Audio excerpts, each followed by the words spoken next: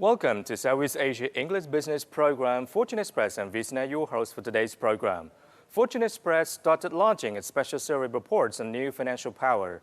And today we will broadcast the topic on double taxation agreement between Cambodia with other countries that benefit the signatories and set out the types of income that is covered under the treaty.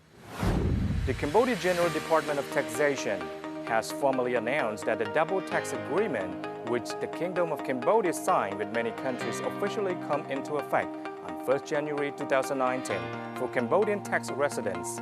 These developments represent major milestones in Cambodia's ongoing tax evolutions, and in practical terms, they signify that most of the substantive provisions contained in these DTAs, including the reduction of withholding taxes on certain cross-border transactions. The total number of DTAs signed by Cambodia with other countries now come to 7 countries, including Singapore, Thailand, Brunei, China-Hong Kong, Vietnam, Indonesia, and Malaysia on 3rd September 2019 during the visit of Malaysian Prime Minister Tun Dr. Mahathir Mohamad to Phnom Penh. The 5 more DTAs are now on negotiating. They are Japan, the Philippines, South Korea, Turkey, and Macau. The agreements will grant protection to nationals of both countries from dual taxation and will boost foreign direct investment and trade between the countries. Due to China has been Cambodia's largest foreign direct investor, Cambodia and China opened a forum on the mechanism of fiscal cooperation between the two countries at the end of August to disseminate and promote the implementation of fiscal obligations, especially the benefits and the implementation of the agreement on avoiding double taxation between Cambodia and China. The forum was participated by the General Department of Taxation Director General Kong Vibol, Ambassador of the People's Republic of China to Cambodia, Wang Ventian, President of the Chinese Chamber of Commerce in Cambodia, Ting Jun, and a number of experts from the General Department of Taxation and Chinese investors who are investing in big project potential and capital intensive such as Industrial and Commercial Bank of China, Hong Kong, and Sino Special Economic Zone. General Department of Taxation Director General Kong Vibol said Chinese investment is contributing greatly to the kingdom tax revenue and called on Chinese companies to properly fulfill their tax obligations. The additional Chinese investment has contributed significantly to the growth of tax revenue and the successful implementation of the government's medium-term revenue mobilization strategy 2014-2018 and the continued implementation of its 2019-2023 strategy, he added. I'm so delighted to see all of the big Chinese investors and business are here today, and they want to listen from our GDT in terms of tax policy, in terms of tax incentive, and in terms of reforms. And especially today, we're going to tell you what is the benefits of our DTA signed by both governments. The DTA affected now since January this year. So some of the business from China are now enjoying the benefit of DTA. Some might not enjoy it yet. They are applying, and some is still pursuing more knowledge of how to get the benefit of this DTA. First of all, I would like also to express my sincere appreciation for the Excellency Ambassador of the People's Republic of China for taking a valuable time, busy time, to join us here. This means that Excellency Ambassador pay very much attention and taking a good care of you as your representative in terms of the government officer from or government representative from China to look after the business. As you might know, over the past 5-6 years, we have done a number of reforms in terms of taxation. This reform will focus on the rectangular strategy, page 3 from the government strategy, in which we take from our core function of the good governance. This rectangular strategy will focus on public financial management reforms, revenue mobilization strategy 2014-2016, and also unity tax policy and administration reform, in which we focus on those reforms mainly through the tax administration reform. And also we also managed to do some of the policy reform and also the regulation reform as well. But our GDT role is to focus on the tax administration reform. As you might perhaps aware of that 2014, we have launched the revenue mobilization strategy. We conduct the core function of business function reform in which we focus on the tax registration to be better, taxpayer service to be better, the return filing of taxation to be improved, auditing mechanism, and also the appeal process function. Those reforms without a supporting function of the management structural reform and human resource reform and the implementation of the ICT system reform. So, as you can see, the government of Cambodia over the past 5 years, without raising any tax, no new tax.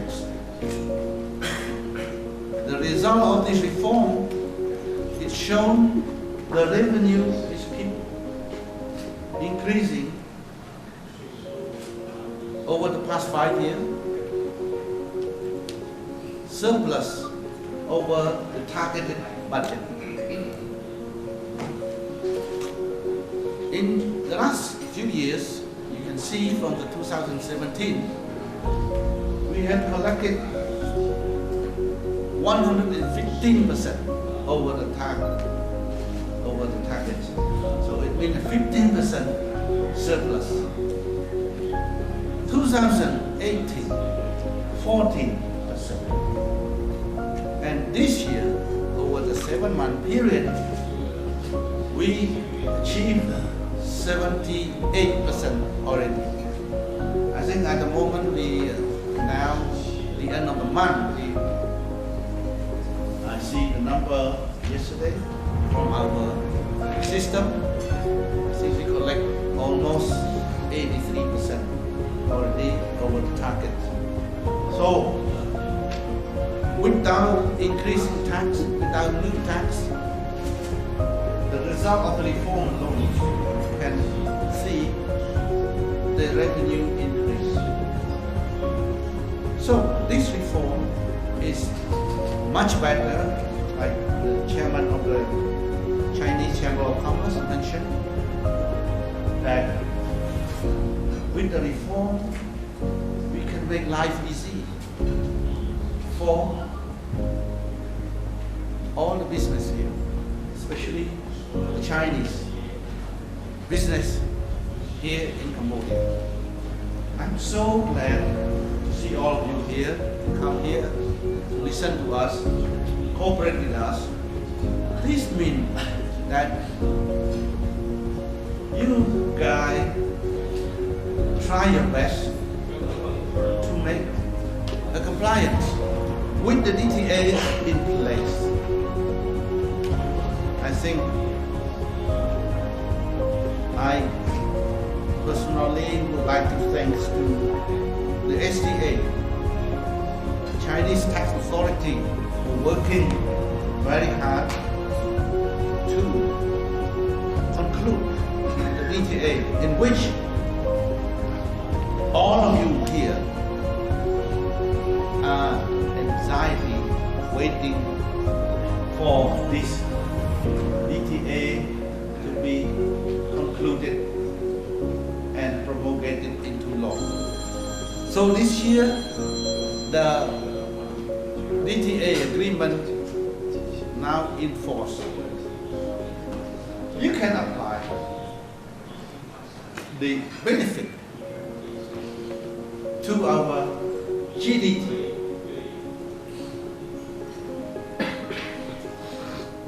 I think the DTA will help to promote the tax confusion between the two countries. Eliminate a double taxation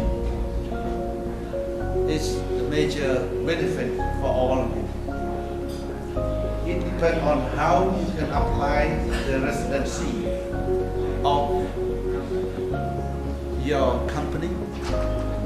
If you're eligible to be residents in Cambodia, you're not subject to pay tax in China.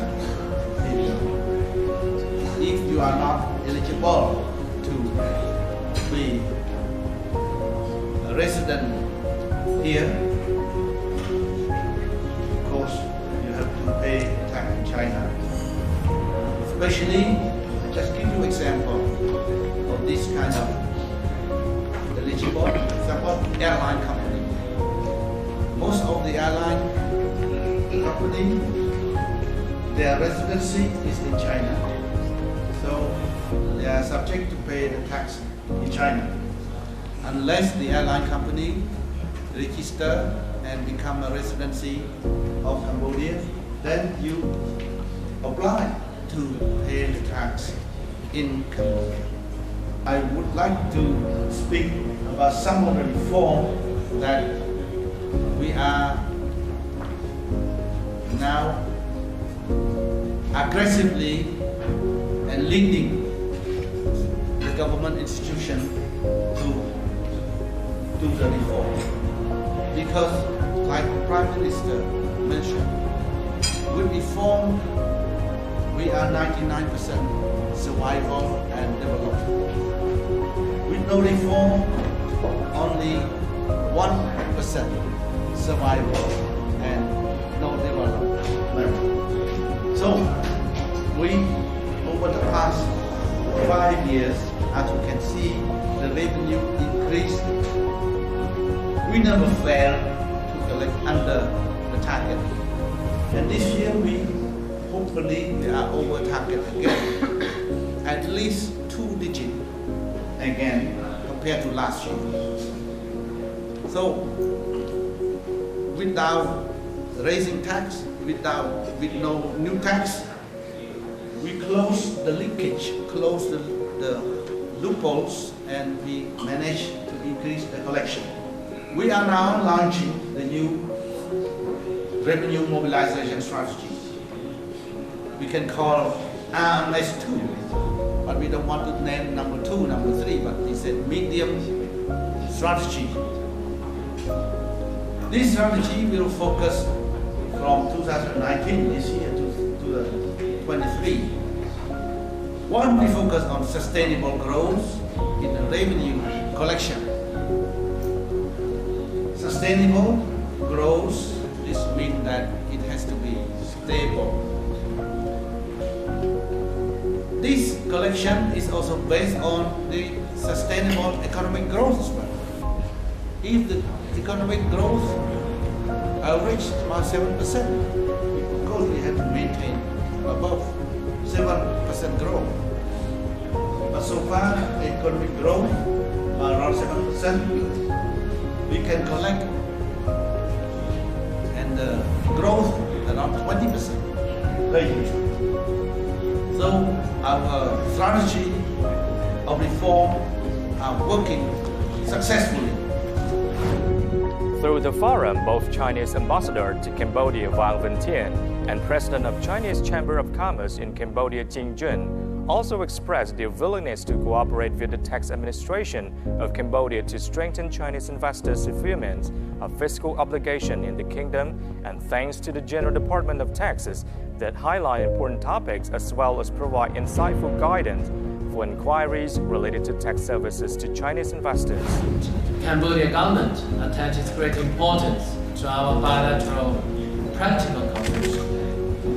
I would also like to take this opportunity to extend my warm congratulations on the establishment of this regular cooperation mechanism between our two sides. China, as the largest investor in Cambodia, contributed to 74% of Cambodia's foreign investment in 2018. Investment from China has not only boosted Cambodia's economic growth, but also generated enormous tax revenue for Cambodia. Meanwhile, it has created many job opportunities, brought in a lot of advanced technology as well as management experience, and brought up a large number of local senior technicians. A couple of days ago, Cambodia authority released the data on taxation for the first 7 months of this year, which registered more than 1.7 billion US dollars. Just now, as you can see, Mr. Kong Vibol mentioned about 76% of the tax plan of this year has been accomplished, with an increase of 23.5% compared to the same period of last year. It is indeed quite a remarkable achievement. I'm sure that the Chinese enterprises in Cambodia have made great contributions in this regard. Therefore, I'd like to avail myself of this opportunity to express sincere appreciation for the achievement of the Cambodia Taxation Administration and contribution of the Chinese enterprises which have been paying tax in accordance with the Cambodia law. Dear friends, the friendship between China and Cambodia dates back to nearly 2,000 years ago. We are the best friends and the most harmonious neighbors. Our friendship has demonstrated great vitality in the new era, injecting tremendous vigor into the China-Cambodia comprehensive strategic partnership. Last April, during Prime Minister Hun Sen's attendance to the second Belt and Road Forum in Beijing, China and Cambodia signed the action plan for building the China-Cambodia community of shared future with strategic significance. The document is the first of this kind between China and foreign countries. The Belt and the Road construction is featured with win-win cooperation. and mutual development. It is indeed an important part of building the China-Cambodia community. China always stands ready to strengthen cooperation with Cambodia in various fields. I would like to see Cambodia take the lead in building a community of shared future with China. Chinese Chamber of Commerce in Cambodia is comprised of major Chinese enterprises in this country. The members of the chamber are experts in various fields such as electricity, finance, telecommunication, textile, agriculture, as well as infrastructure construction. They are the major players of our bilateral economic and trade cooperation, and the major driving force for building China-Cambodia community of shared future. Today, I'm very pleased to witness the establishment of the regular cooperation mechanism between the Chinese Chamber of Commerce in Cambodia and the Cambodia State Administration of Taxation. It is my belief that this mechanism would greatly help solve the problems encountered in the cooperation and protect the legitimate rights of Chinese enterprises as taxpayers. It would be also helpful for the State Administration of Taxation to know better the concerns of Chinese businessmen in Cambodia, improve its service, and form a virtuous circle between the government and the enterprises.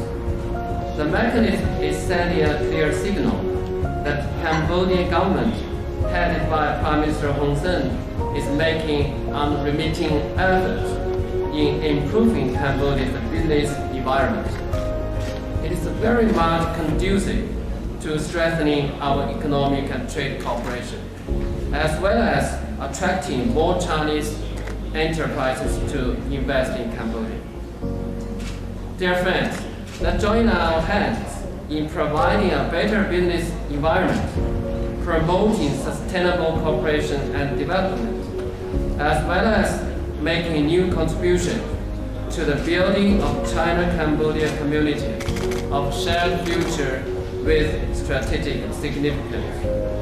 I'd also like to take this opportunity to ask the Chinese enterprises here to continue to fully respect and abide by Cambodia's taxation laws and regulations, carry out obligations, and show more corporate social responsibility to the local society.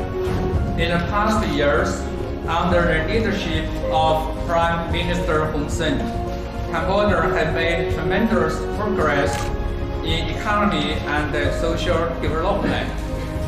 Annual GDP growth has remained above 7% for many years, and the poverty rate now is below 10%.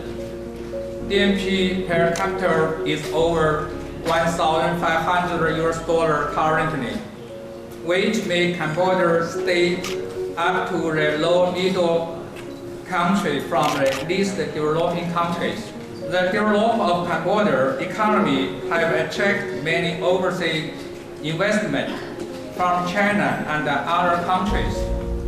We are delighted to see, guided by the Belt and Road Initiative, more and more Chinese investors come to Cambodia, who have made much contribution to Cambodia's economy, including most of them are important contributors of tax income.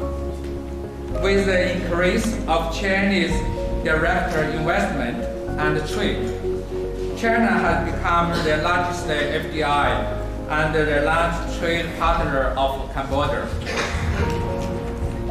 Chinese Chamber of Commerce in Cambodia is an important Chinese business association, which is under the guidance of the Chinese embassy. Our members are called Chinese-funded enterprises who have investment in power, road, airports, communications, manufacture, agriculture, and other extensive industries. The Chamber also focuses on forging corporate image and shouldering social responsibility. For example, June, after building collapsed in Sihanouk, the Chamber launched the donation instantly for victims. Supported by most of our members, we finally received money up to 110,000 US dollars. This activity has been appraised by Prime Minister Hun Sen in his Facebook. Chinese investment and business in Cambodia have got much support and help from GDP. GDP has been constantly working on tax reform, strengthening good governance, improving transparency in paying taxes, creating a fair play field for us, especially the agreement for the ordinance of double taxation and the prevention of fiscal evasion with respect to tax income, signed by Cambodia and China implemented this year, which will push more bilateral investment, trade, and finance between the two countries. Some members of our chamber will also benefit from the new policy. GDP award gold certificate of tax compliance to our members, which reflect GDP's recognition for Chinese companies. We wish GDP to approve more DTA to Chinese companies and award many more gold certificate of tax compliance to our members. Due to the complexity and the professionalism of tax-related matters, the Chinese company might face several of taxation issues and challenge their business activities. In order to address their concern, to deliver their suggestions, and to dialogue the idea, we propose to set up a joint work group to conduct some tax workshop regularly. We highly appreciate this kind of cooperation mechanism is agreed by both DDT and the Chinese embassy. For 5 years straight, between 2013 and 2017, China has been Cambodia's largest foreign direct investors, with investment capital of $5.3 billion US dollars, or about $1 billion US dollars annually. The Cambodian government 2014-2018 revenue mobilization strategy aimed at enhancing revenue administration and strongly increased the collection of taxes and other revenue. The strategy has been very successful. The General Department of Taxation reported tax revenues of $900 million US dollars in 2013, $1.06 billion US dollars in 2014, an increase of 17.7%. $1.3 billion US dollar in 2015, an increase of 22%, and $1.49 billion US dollars in 2016, a 15% increase. This shows that taxation is making up a significant part of the government's national revenue and budget. Tax income has continued to grow quickly in the first 7 months in 2019. The General Department of Taxation collected more than $1.73 billion US dollar increase, around 28% year-on-year. Thanks for staying with us. Please stay tuned for the next episode. If you have any comments or idea, please direct to us via our official Facebook page, Fortune Express, and WeChat. See you.